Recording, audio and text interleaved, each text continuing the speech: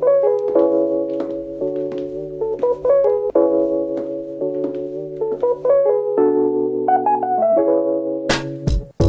everyone. Thank you for tuning in to another exciting episode of Womanity Africa with Osasu. On Womanity Africa, we bring to you, our darling audience, the stories that resonate with the strength and resilience of African women and girls. It's Women's Month, hooray! And also on March 8th every year is set aside as International Women's Day, a day that celebrates the achievements and strides of women the world over. As a special edition to commemorate this year's Women's Day, Womanity Africa is featuring a did I say very? Special guest, someone who is dear to my heart, and will be exploring a cross-generational conversation focusing on women's leadership across generations with the aim of charting a path for future women leaders. As we all know, women have made significant impact in leadership roles across various sectors in Nigeria and Africa at large. Yet, gender disparities persist, particularly in positions of power and decision making. Joining me today to have this dynamic conversation is Her Excellency, Dr. Eki Igbinedion, a trailblazer in women's leadership who served as the past First Lady of Edo State, Nigeria. Together, we will explore the evolution of women's leadership across generations, highlighting challenges, triumphs, and strategies for advancing gender equality in leadership. Did I mention she just so happens to be my mother? Hello, Mother. How are you? Very well, thank you. And thank you for having me. The pleasure is all mine. I never thought the day would come I would finally have you across from me, seated on this couch. How does it feel? Very good. Very good. It's an honor, I would say. I'm very delighted to be here, sitting here across from you and asking these questions. It's a delight and it brings me great joy for what you have been able to achieve. I thank God. We bless God. Yes. We bless God. Yes. For as far back as I can remember, since I was a child, I have remembered you always worked. I don't think I recall a moment where you weren't working, whether that's a 9 to 5 or whether that's, selling things from the house or doing your Britannica books that you were selling at the time. You've always had that entrepreneurial spirit, and you've always Yes. been able to juggle that with raising my siblings and I, all 6 of us, then being the First Lady of Edo State, being mother to the entire state. How were you able to juggle that? And how are you still able to juggle that today, being a grandmother of 10 additional children? Well, first and foremost, we just thank God. I thank God for the strength, for the discipline, the knowledge, and also with the good health to be able to do it. It's very important for women. First, I think I should congratulate every woman as we celebrate International Women's Day. I congratulate women and I celebrate every woman today, and of course on the 8th of March. This day, International Women's Day, is to celebrate the achievements of women, either in culture, in politics, in their careers, in everything that they have achieved for themselves, irrespective of the gender disparity that we have all experienced. So I celebrate women. Back to your question. Being a mother, a career woman, a business woman, a grandmother, and a wife, and then a first lady of a state, all combined together and still be able to achieve what I wanted to achieve. Number one, it was by the special grace of God. As I had earlier said, we thank God for good health. That's the first and most important thing. The next most important thing is time management. And time management comes with a lot of discipline. A woman must Wake up in the morning, plan out your day. It's what I've done, and it's worked beautifully for me. Plan out your day, what you want to do, because it's a God-given talent, I would call it, that every woman can multitask. Only a woman can multitask. Many men do one thing and they stick to that one thing. They don't move to another thing until they're finished. And since God has given us that talent, that thing to be able to multitask, the strength, the energy, the humanity to be able to multitask, it is now left to every woman to be disciplined enough to apply that God-given thing to what you do. So in applying it, you plan your day. You plan your time for your children. You plan your time for your spouse. You plan your time for domestic things that you need to attend to. You plan your time for guests. You plan your time for your business. I have always believed that every woman should have a job. Yes. No woman, I raised all my children, I have many daughters to ensure that they work. Have your own. And we laugh because this is the mantra you have rang in our heads since we were babies. Yes. Every woman must have her own. Have your own. Yes. It is so important. I think it's the basis, because I see that. Wait, why is that so important? Let's talk about that.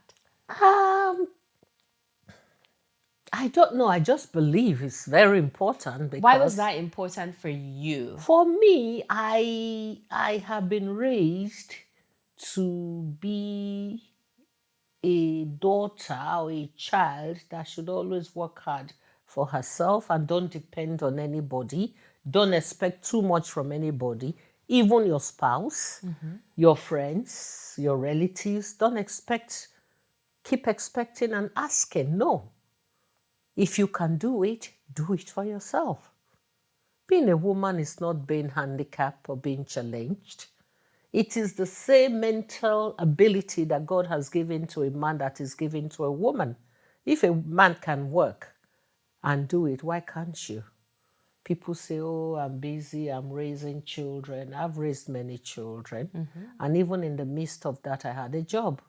Always. Always. Always. And you were still present, which is because being a mother now, it really put into perspective the high level of time management you had to have practiced all my life, all the life of my siblings, that you were able to be a phenomenal mother, a present mother, a present wife, a present and effective first lady, and a successful businesswoman. Like, doing that is not as easy as saying that, okay, I understand the philosophy or the intricacies of time management. It takes a special grace of God, as you said, number one.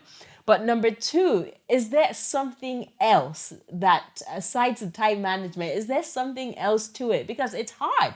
It's very difficult. And I have just one child now. I knew you have six. So is it that time, makes everything easier? Like, or did it just come to you from the very beginning? Was it easy for you from the very beginning? No, it's not an easy job at all. No. Not easy. Far from being easy. But it's doable. It's not easy. It's something you have to program yourself that you want to do, and you go ahead and do it. And that's discipline. Yeah. That's discipline. I have a passion. I am driven by that passion to succeed in everything I do, and it's the way I've raised my children. That passion to succeed irrespective of where you find yourself. I think it's very important that we must all have that discipline. And we should also teach our children to have it. If you're going to wake up at 6 a.m., wake up at 6 a.m. and do what you have to do. If you don't have anything to do, still wake up at 6 a.m. and think of what you could be doing that will be of benefit to you. These days, I find a lot of young people, I'm sorry to say, they laze around a little bit too much. And they expect too much from people. I don't believe women, let me lay emphasis on women because we are talking about women today and our emphasis is on International Women's Day. So let me focus on women. A woman is the custodian of her household. You are the custodian of culture. So if God has placed you in that position and giving you this responsibility as a woman, because we have been given that gift to be able to multitask, when you fail to use the gift that God has given to you, then He may take it away. That's my belief. And because of the passion that drives me to excel in everything, everything, Everything. For those listening, everything. Yeah. So that passion drives me to excel as a woman. Do you think this passion is intrinsically embedded in every woman, or do you believe it's something that is taught? Because your parents demanded a lot from you. Yes. And you, in return, demanded a lot from us, Yes. all your children. Yes. But do you feel like every single person is born with that passion and that determination? Because I've met a couple of people who look at me and say, Osasu, you're too ambitious. Osasu, you are too hardworking. Osasu, you need to relax a little. You need to... And I'm like, you haven't met my mother. You don't know the demands that she places on each and every one of us. And there's something he always said to us, and especially myself when I started to achieve. When I would come home and say, oh, look, I just achieved this. You're like, oh, that's good. Well done. But you can do more. Yes. And that do more mentality, I think I wrote an article about that went viral. And that was your quote. That was your mantra. It's like, oh, yeah, well done, my darling daughter. You've accomplished this. But guess what? You could do more. You can. There's still more that you can achieve. That's so true. even when I achieved, I never really felt like, okay, I've reached uhuru. Like I've attained all that I could. I still knew that there's so much more. And that mantra of never depend on anybody. Yeah. You are only entitled to what you work for. That's you are true. only entitled, and that also came from Daddy, Yeah. which I learned on his 60th birthday, that he learned from Isama, his father, was that there's the only thing I owe you is your education. Everything else is a privilege. Yes. So you are not entitled to anything. You're only Yes. entitled to what you work for. That's so as a woman, how do we sort of replicate that belief system in other women? Because a lot of women, and I'm sure your colleagues as well, former first ladies, will look at you. You married into the illustrious Igbinedion family, the family where they founded the first private university in Africa, the first private airline, Okada Airline in Africa, a family of wealth. Why didn't you just relax and say, look, I've married into this family. Why must I be working? Why can't I just put my feet up and sip champagne and eat caviar all day? Why didn't you do that? As much as I love caviar and all the beautiful things, the more reason I had to work twice as hard as I would have because of the background and the family I'm married into. If you are in a family where the world is expecting you to depend on that family, the more you work to earn your self-respect and your dignity. And that is what I have earned. I have earned it by not asking anybody for anything except God Almighty. I ask Him and He does it for me.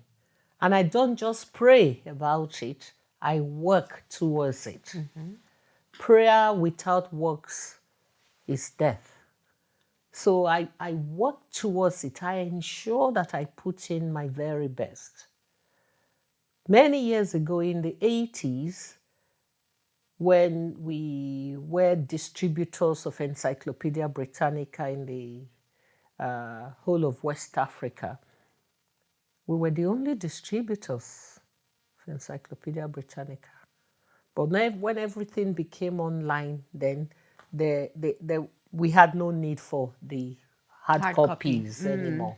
People use the hard copies as decoration in their libraries these Yes. days. But when I see it, I'm glad that this is one thing that I had identified with and I treasured in the past, and ensure that schools, young people were encouraged to read books to broaden their horizon. So these things were the things that, drove me. I was very happy to do that. And again, when I think back to my background, because my father ensured that he gave me the very best education. Having done that, I had to prove myself that I was worthy. I should say, I'm worthy of that education he had given me. And my mother was a no-nonsense woman. So she taught me to be a no-nonsense woman, and my children know that. So they have all the nicknames, from hard work for me, which I enjoy them calling me, because it has only proven one thing, that my work has paid off in no small way. So I encourage other women out there to ensure that they put in their very best, particularly in their children, to ensure that these children are given, the best discipline, the best of love and attention, the best of care. Care is very important. All other material things are all ephemeral things and they will pass away. But what you imbibe, what you inculcate in your children, remains with them for the rest of their lives. That's for children and for business. In the business world, in the corporate world, women face a lot of challenges.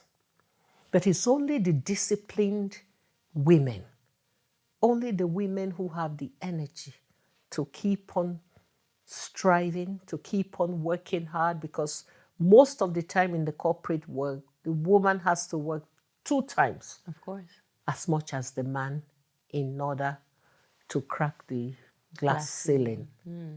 So the man can do 50%, but the woman has to do 110% At all times. at all times. If that's what it takes, why can't you do it?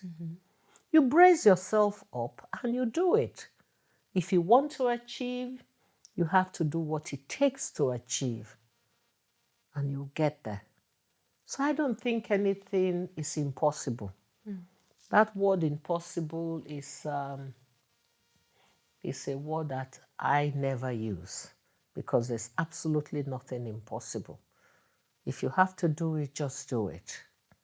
Just do it. Just do It's it. that simple. That's Just it. do it. Just do it.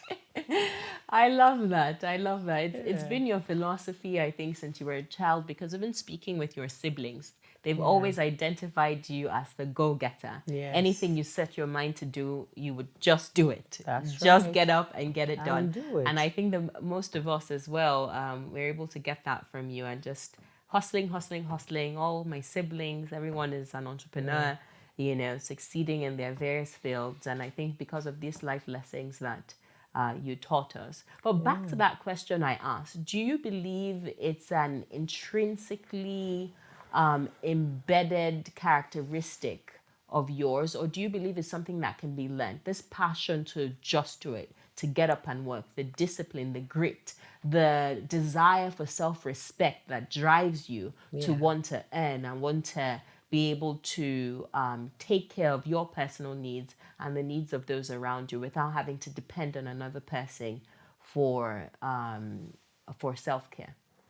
I think the answer to that is both. Some people are born with it. Some learn it along the way. And I think it's doable. Like I said, if you don't have it, there are many people who haven't had the privilege of being raised in a home where there's a lot of discipline. And by no fault of theirs, they are raised a certain way, they are pampered, they're given everything that they need, and they don't need to work. But you can learn it. You can learn it. Because when anything is given to you, it can easily be taken away.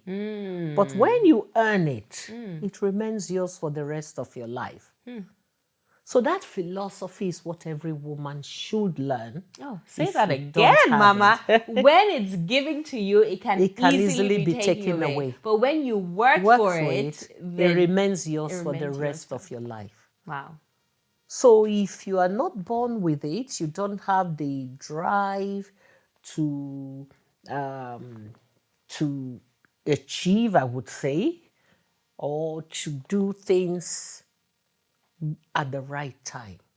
One thing I say all the time, do not procrastinate. Do not leave until tomorrow what you can be can done do today. Oh, God. I'm is- sure people who know me can now understand the way I think and why I do the things I do and the way I do them. She'll That's tell me, true. she'll make me, no, if you can do it today, why leave it till Why leave tomorrow? it And till I'm like, oh tomorrow? my God, can I just rest? Can I breathe? So, But it's so funny because now you're the one telling me to calm down. yes. Why? Why the shift? You get to a stage in life where you slow down a little bit. Yeah, you just slow down, you relax, because you have already laid a good foundation. It is very crucial to lay that foundation. I'm much older now. I can't do the things I did in my 30s. I cannot. The things I did while I was raising my children, I can no longer do them. Because I may not have the strength, I may not have that same, the drive is there. Like they say, the body, the mind is willing, but the body is saying slow down. I may not have that energy. So when you have it, when we started this interview, I mentioned good health. Once you have good health, thank God and use it well. Use your mind well, positively. Always be positive in your thinking. When you have laid a good foundation and the structure is already being built, it's going brick by brick and it's getting up there, then you sit back and you watch it grow. A little bit, just sit back a little. Watching it doesn't mean you are lazing around, you are diversifying. You are looking into other things. You are expanding, you are broadening your thinking. You don't start chasing because a good foundation has been laid. When you have a solid foundation, your structure can never crumble. So at different times in your life, Yes. different seasons require a different level Approach. of a different approach. Yes, definitely. Yes. So the same energy that you exert and invest when you're building your foundation is not the same energy that's needed when you are building the first floor and the second floor and doing the decking. Not. Yes, correct. It's not. It's not. You should be able to relax a little. Yes, because when you're laying a foundation, you are in a hurry to do it. And you are putting in all your energy, all your resources, because at that point is very crucial. Most When you important part. begin to put the brick, one on top of the other, the foundation is already solid. Yeah. So the brick you are putting on is just building the structure, putting it. But the main foundation that holds the columns, the pillars together, is already laid. So instead of wasting the energy in putting the bricks, diversify and use that energy, channel it towards other things, productive things. It's amazing how we've delved so far into the interview and we haven't touched on the intergenerational leadership that I wanted us to focus on, but most of your answers already even cover that. But I want you to talk to me of about some of the triumphs, the setbacks, the lessons learned in your leadership role as First Lady of Edo State for 8 years. Can you pinpoint a pivotal moment or milestone in your leadership journey that had a significant impact on your trajectory? I would say one specific one. There are many, but let me emphasize on a specific a specific journey of fighting human trafficking in Edo State. That is very significant because it was a huge problem in Edo State when I became the First Lady of the state. And in order to address this menace, we went through a lot. Yeah. A lot of people did different things, fought it. And as they resisted the campaign against human trafficking, they came to me with all sorts of, negative words, negative advices, and of course, even threats came, so that we stop it. But we were not deterred. One and most important thing that I learned from it all was the power of silence, the power of patience, and being able to listen to people. A lot of people don't have that. You have to listen to what the people are saying. We all knew human trafficking was bad. But if you ask them to stop it, what are you offering them? So we had to listen to the people. It was a very difficult and trying times for me as a First Lady because the fight was huge. Yeah. It was centered around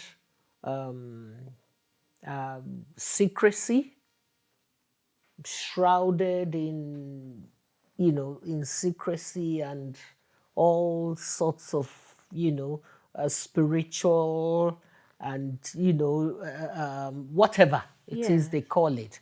It was a very difficult time. But I had patience. I listened. I learned to listen and I learned to pay attention to a few details and things that they were telling me. And what people were fighting against, I realized, was their basic needs. If you are taking it away from us, what are you offering us? So when I listened and paid attention, we quickly set up a skills acquisition center in order to engage these young girls who would have otherwise been trafficked abroad and be, used for their different Prostitution, etc. prostitution. And to put into context for people listening, because we do have a global audience, you were First Lady of Edo State for 8 years. Edo State is the heartbeat of Nigeria, in the south part of Nigeria, and it's a hotbed for human trafficking in Nigeria. Most of the women that you find in Europe come from Edo State because it was a very lucrative business. So not only were they using spiritual, diabolical means to get these girls to go abroad to prostitute themselves, but it had huge financial incentives to these people. And when you came in as First Lady, you took this on as your pet project, which ended up being a project that got you global recognition because you were able to put a halt to this and drastically reduce the amount of women and girls that were sent abroad for this crime. And you were attacked severally, physically, spiritually, verbally, but you fought back. And to Yes. God be the glory, you triumphed in being able to curtail this menace. That's And the key lessons that you were saying that you learned from that journey is yes. not just telling people, "Oh, you're wrong. Yes. This is a crime against humanity," Yes. but being able to listen to them and say, "Okay, we established that this is wrong. However, what needs to be done? What succor needs to be put in place to Yes. ensure What that alternative alternatives, do you yes, do have? we need to put in place to ensure that there is some soccer, there is some Yes. palliative measures that would Yes. ensure that people do want to remain in Nigeria and they're able to eat And when attract their attention to do something else instead of being trafficked. wow, wow, Because some parents encourage their children to go. yeah, But when parents found that their children were being trained and they were earning a reasonable little income. income to, sustain themselves and their families, they now relaxed. All the attacks now slowed down drastically. And of course, we ensure that laws, a legislative framework was put in place, and that also helped to curtail this menace. So the lesson I learned was to pay attention, listen, and act. And I think that's a big lesson for my Yes. generation as well. I mean, it's very easy to think that some things are just commonsensical, right? Like, Yes. this doesn't make sense. This is a Yes. crime against humanity. But if you don't take out that time to truly listen to Yes. why this commonsensical issue keeps on Yes. repeating itself, then you just keep on missing the point. You It's keep just, on missing the point and you're fighting a battle that you will never stop. But when you are able to listen and you embrace them, and patience too, yes. you have to embrace the people who are fighting you. And that's a difficult thing for Very many people to difficult, do, but yes. you embrace them Yeah. and listen and then give an alternative. Wow, that's brilliant. And you've worked a lot with women and girls, so I want to know what role you believe women leaders play and what strategies they can deploy in advancing gender equality in leadership. Because I feel like from your generation, even your mother's generation, we've always talked about gender equity, gender parity, and it seems like, yes, the gap is closing, but policy reforms, organizational initiatives, cultural shifts, are still not there. I feel like the fact that I'm talking about it, I wonder if my daughter eventually will talk about it as well. Like, what do you feel like we need to do? What role do you believe like each woman needs to play to ensure that it's better off for the next generation of women and girls to come? I believe women need to put themselves out there. You can't sit in your home and expect anybody to come in and invite you. You have to find your place at the table. You have to sit at the table and make decisions. A lot of people, men will not give you the chance to do that easily. But if you work hard for it, you will get there. So it's very important that you have to put yourself out there. Women say, oh, politically, women are not given the opportunity. First and foremost is to put yourself out there. If you don't come out to contest for an election, for instance, how do you win? You have to come out. You have to take, excuse me, a bold step.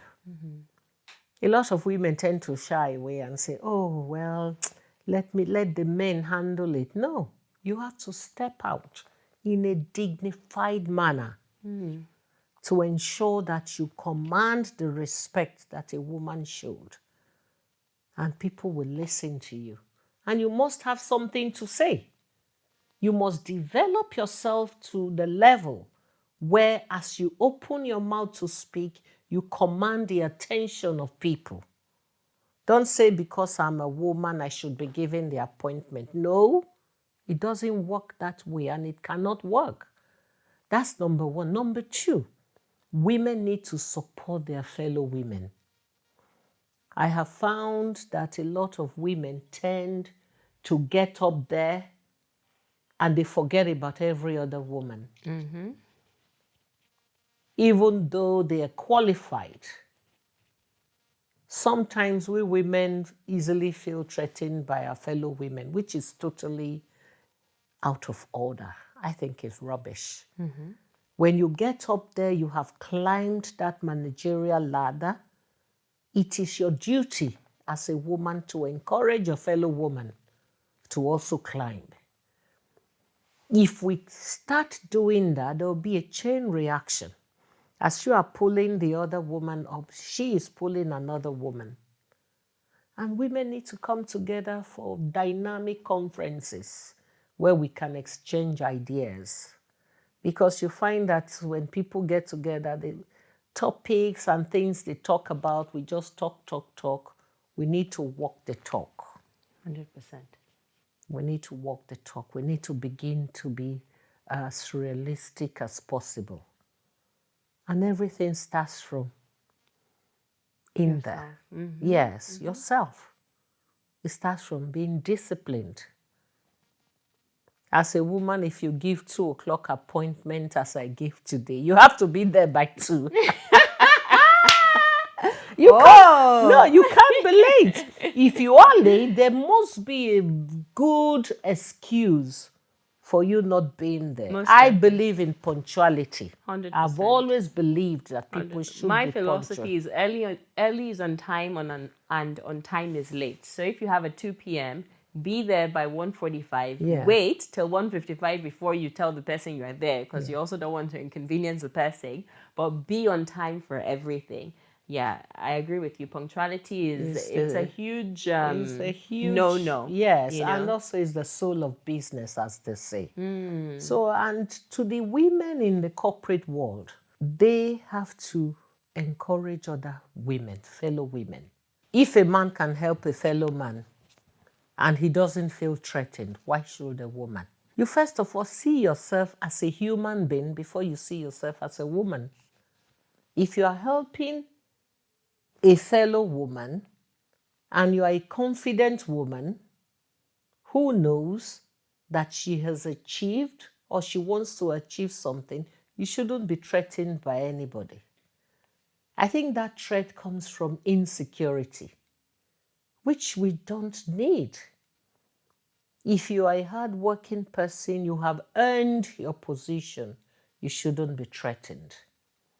When you know you haven't earned it, then you feel, oh, because I haven't earned it, somebody else who may know how to do leg work will come in and take this Take that position. position. You shouldn't be threatened. But what do you think of the ideology that there are limited spaces for women? So if I invite more women to this table, then there is a higher possibility that I will be edged out of the table sooner The rather women than at later. the table have limited the space. Even though the men give you small opportunity. But if you encourage and raise and train a fellow woman, give her what it takes to sit there, they will create 2 spaces and bring in another woman, as well as you being there. I think it's insecurity, back to what I had said earlier, because if you sit at the table and all the men, you are the only woman amongst many men. And most women are happy with that. You are very happy. Yes, like look at me, You are check me out. It's insecurity and it's, I it's a low mentality thinking. You're thinking, you're blessed amongst many men. And that's not the way it should. Many women think that way. I know a lady that feels she's so highly educated, she only sits amongst men. And when other women, she will walk past all the women, she will sit where all the men are sitting. When you are sitting with all the men, invite a fellow woman. Find a seat for her at the table so that both of you will grow together. And you know, when you bring a fellow woman to the table, your strength has tripled because you both will speak in one voice. And you will carry the sort of energy that the men, 3 men or 4 men, will not be able to stand. I agree. We have to change our thinking. Then we have to have a reorientation of the way we see ourselves and the way we see our fellow women. There has to be a reorientation. Until we do that, the spaces on the table will be limited for women. I completely agree with you. I completely agree. And I believe that more women also need to see their fellow women as allies, possible allies, because they have to Yes. be tested and trusted. Yes. Then we also need to practice mentorship, especially if we're talking about intergenerational collaborations and cross generational leadership. There has to be a mentorship between the older generation of women and the younger generation. I'm blessed That's true. because, and my sisters are blessed because we have you. In you, we have a mother. In you, we have a mentor. In you, we have a role model. And I know not everyone has the privilege to have that in a mother. So I wonder what sort of mechanisms can be put in place for women who don't have the privilege to have that role model in their household or to have that mentor in a mother. What mechanisms do we, especially who are successful in our careers, need to put in place to ensure that we're lifting other women through mentorship and we're able to, because mentorship takes time. It's easier said than Yes. done. Yes, You know, a it lot of does. people will send me messages on social media. Oh, you're my mentor, but I'm not your mentor.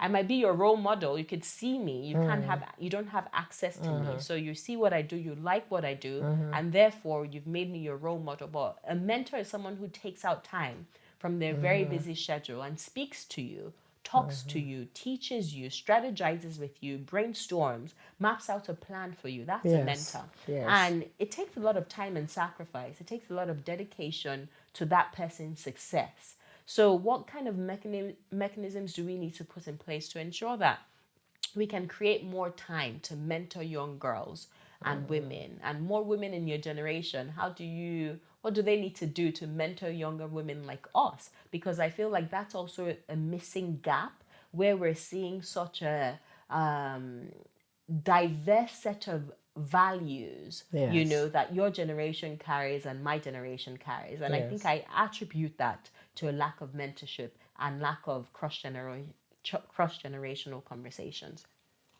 Well, I believe the ball falls in your court. Young women like yourself should create the avenue for that. Set up small segments, small groups. Set up groups where you can now invite people my age, people who have also experienced, you know, different things, women who have excelled in their careers, in their lives, to come and address young people, and then pick mentees. Pick mentees. We used to have a program, a mentorship program. The way I did it those days, during my tenure as First Lady of Edo State, was to appoint a few people that we have, you know, of course, scrutinized and done our due diligence to ensure that they were the people credible enough to appoint as mentors. And every single one we wrote to, they accepted. We had about 10 people from the state, people who have excelled in their career, and we have also checked their backgrounds to ensure that they will be good mentors. And they took up mentees. They asked for 2, 3 mentees, and we gave them. And they monitored them for a year. They go visit their mentors, they sit down, they plan out the things they want to do in life. They want to go to school, they are not in school, they want to learn a trade. They were getting advice, financial advice, how to plan out their whole life in general. We had that. But it takes a lot for somebody of my age to start looking for people to mentor. Young people like yourself, I would say, particularly women in the media, should organize forums where young people can gather together. First, you interview them to be sure they really want to be mentored. People just say they want to be mentored, but by the time you teach them, what you have to go through, the pain to get to where you are, they run away. They don't want to go through all that. Yeah. They believe mentorship is, oh, sit down. Oh, I need money for this. Like I've seen you do to your mentees. Oh, it's time to pay school fees. They come, you pay. No, that's not all it takes. It is not. They have to listen to you. You tell her, oh, I've seen a couple of times your mentees will say, oh, they are graduating next year, and next year they are still in school. And you've paid school fees how many times? No, I don't want to do that. And I know many women my age will not want to do that. You want to have young people you can teach discipline, you can teach, self-respect, you can teach total dedication to what you want to do, you know. So it's very important. I would throw it back to you to say, women like you, particularly the women in the media, even in religious organizations, the churches, the mosque, wherever, whatever religion you belong, we can start from there. We can get young people together, young people that you even feel don't know they need to be mentored. You invite them, talk to them, set up forums where everybody can come together. And then you invite prospective mentors. You do a background check to ensure that they can truly mentor. Because as a mentor, you have to show example to the person, to the mentee. You have to live a life that is worth emulating. What? Brilliant. Thank you. Thank you. Okay, as we round up now, I feel like there's still so much we can talk about, but we don't have the time. And to God be the glory, I get to tap into your wealth of wisdom every single day. And even when I don't ask for it, I get it. Whether you like it or Whether not. I like it or not is by force. So I'm so blessed. I'm so privileged to again have you as a mother. Like there's no greater blessing than having a mother who truly cares, who is present at all times, who puts us, each and every single one of her children and her grandchildren, before herself. And I truly think that's the essence of being a mother. And I never understood it until I had my son. And I realized, I was like, oh, this is how it feels, right? This is how the love is. And we were just having a conversation this morning. And you were like, oh, so stop worrying, stop stressing, just calm down. I'm like, no, this is a time-sensitive transaction. I need to make sure I do it. And you're like, I'll stop. And I said to you, stop telling me to stop worrying because this is business. This is how it's meant to be done. And you're like, okay, when your son is worrying about this and that, you tell me if you will not tell him the same thing. And I could finally relate because I was like, oh, that makes sense. They're worrying for a good cause. A good cause. But because you care so much about them, you just want to be able to take away all that worry. And take the burden. So again, mommy, thank you for who you are. Thank you for being a woman of God. You're welcome. Thank you for instilling discipline in my siblings and I. Thank you for all the sacrifices that you have made. Thank you for the wealth of wisdom. Thank you for pushing us. Thank you for teaching us that enough is never enough. There is always more to do. And thank you for this great parable you shared with me when I was in high school, I think. And you were like, how does an ant eat an elephant? One bite at a time. So this enormous task that you feel like you need to accomplish, just take it one day at a time. At a time, that's one right. bite at a time, and you'll be able to accomplish it.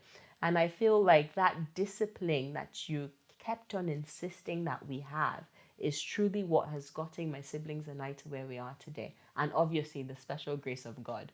Because without that relationship with God, it's nothing. It will be nothing. Nothing will true. be worth it. The joy, the peace that we all have today will not be attainable. So I want you to sign off with sharing with us the best piece of compliment, the best compliment that you have ever received from anybody.